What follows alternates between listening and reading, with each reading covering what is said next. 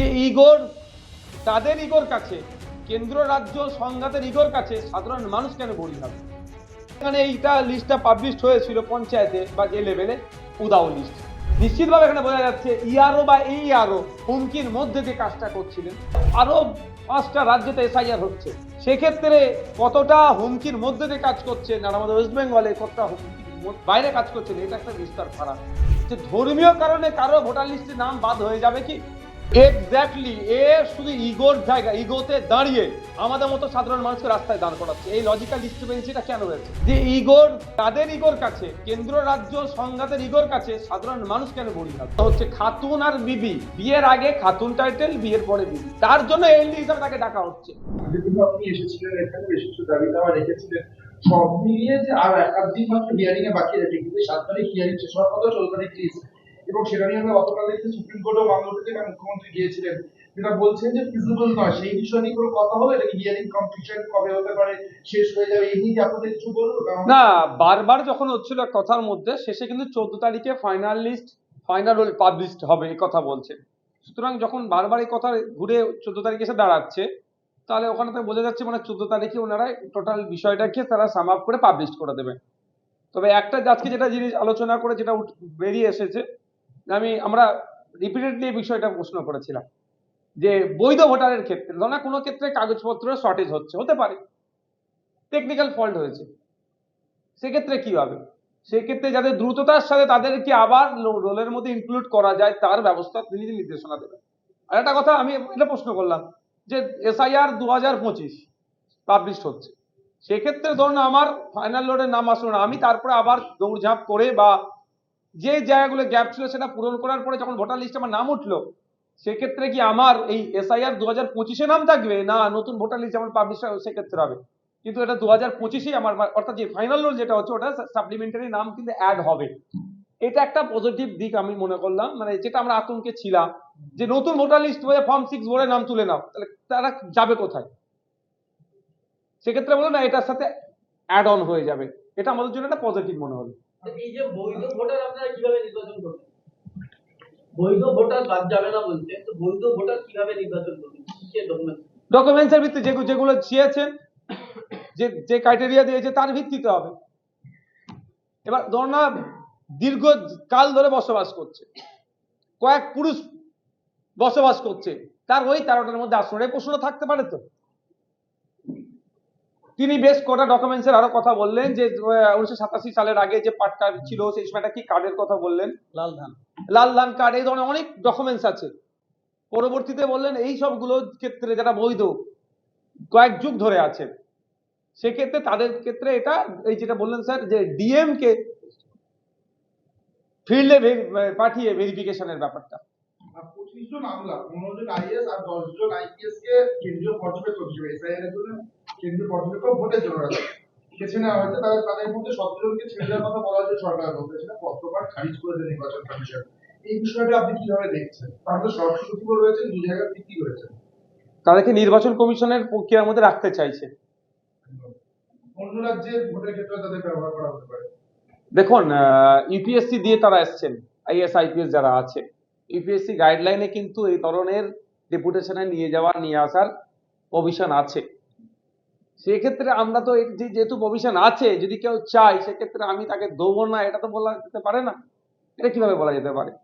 এবং আমাদের সরকার, পশ্চিমবাংলা সরকার চাইবে যে এটা অফিসার আমার এখানে থাকলে তাদের সরকার চালাতে সুবিধা হবে, এটা কজ দেখাতে পারে। এটা কোনো বড় ইস্যু নয়, এটা নন ইস্যু। এটাকে যদি ইস্যু করার চেষ্টা হয় আমার মনে হয় এটা ভুল হবে। মাইক্রো অবজারভার যারা কাজ করছেন, মাইক্রো অবজারভার দিয়ে বিভিন্ন জায়গা থেকে প্রশ্ন উঠছে, তারা এখানে কেপেবল কিনা এই কাজের জন্য, এটা নিয়ে কি বলবেন? এক্ষেত্রে কি ইয়ারও বা এইআরও যারা রয়েছে তারা কি কাজ করতে পারছে না?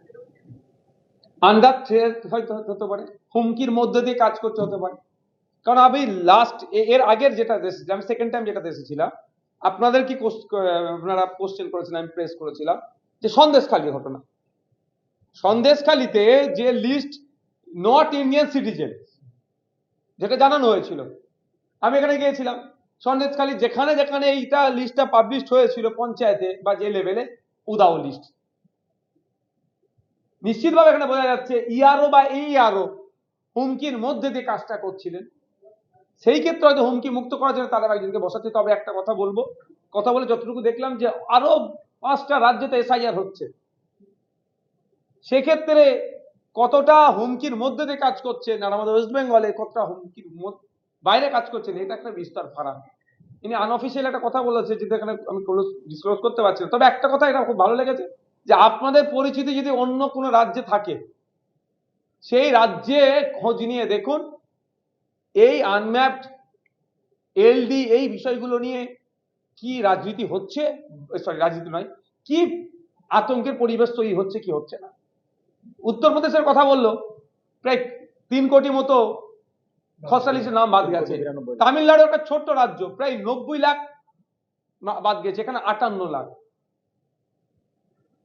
আমাদের মধ্যে থেকে একজন প্রশ্ন করেছিলাম, আমাদের মধ্যে কেউ প্রশ্ন করেছিলাম, করাটাও দরকার, যে ধর্মীয় কারণে কারো ভোটার লিস্টের নাম বাদ হয়ে যাবে কি, এই ধরনের কোশ্চেন আমাদের মধ্যে থেকে কেউ করেছিলেন, কারণ আমি করেছিলাম। তিনি কিন্তু উত্তর দিয়েছেন যে এই ধরনের কোনো মানসিকতা তাদের মধ্যে নেই। তিনি বারবার আমাদের একটা বোঝাতে চেয়েছেন, সিও স্যার, যে বৈধ ভোটারের নাম বাদ যাবে না। আমরা এটাও বলে এসেছি, যদি বৈধ ভোটারের নাম বাদ যায়, কিন্তু আপনার কাছেই আমরা শরণাপন্ন হবো।